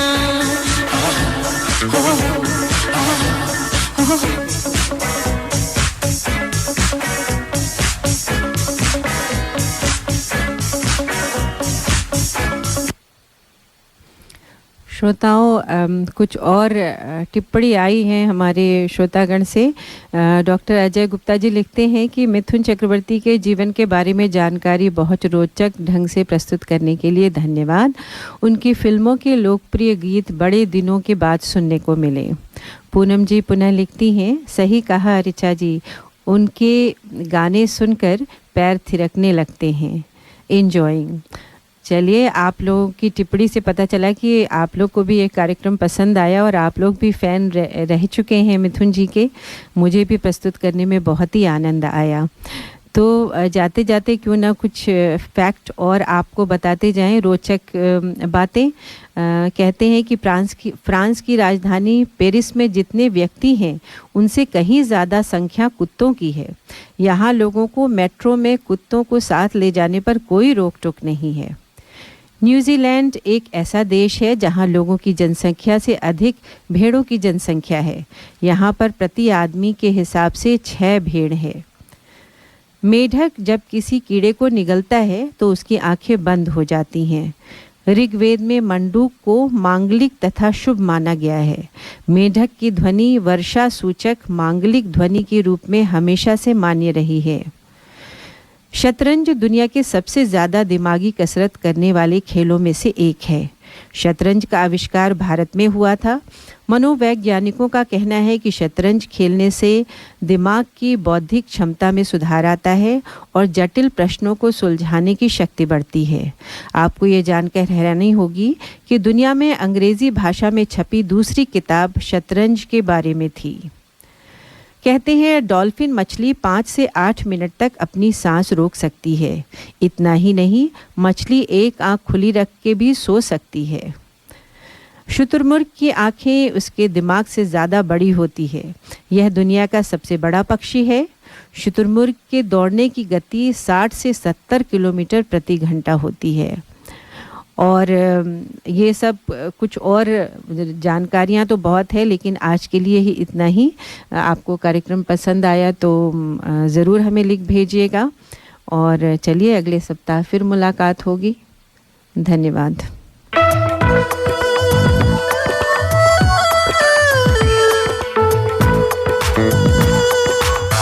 You have been listening to The Hindi Show. Join us next Sunday to contribute and provide feedback on anything you heard today. Contact us on feedback@darpanradio.org.au. आप सुन रहे थे हिंदी कार्यक्रम। हमें हर रविवार सुनिए सुबह 9 बजे से। अपने विचार भेजिए आज के कार्यक्रम के बारे में। ईमेल कीजिए feedback@darpanradio.org.au।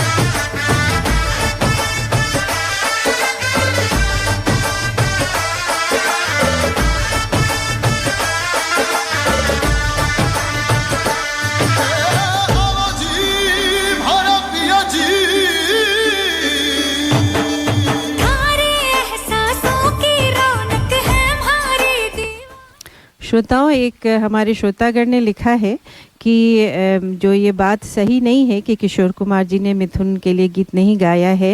एक्चुअली किशोर कुमार का आखिरी गीत जो है वो गुरु गुरु हो जाओ शुरू, जो कि मिथुन चक्रवर्ती पर फिल्माया गया था।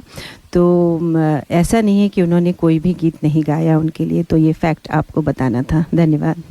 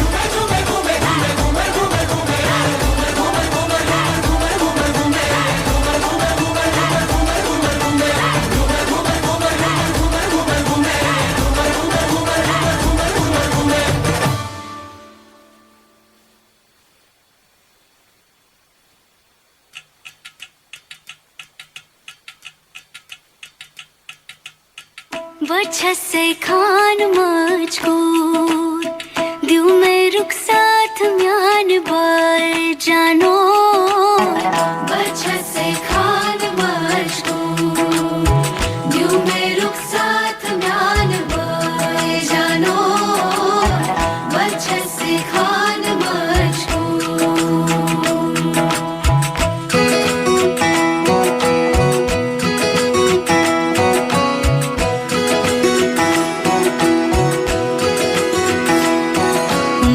पकड़ के तूने चलना सिखाया था ना, दहलीज ऊंची है ये पार करा दे।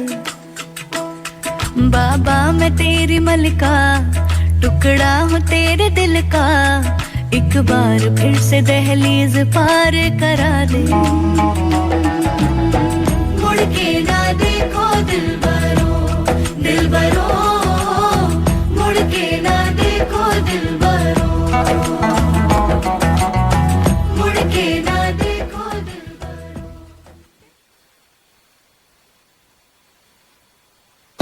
2000 FM, the many voices of multicultural Australia.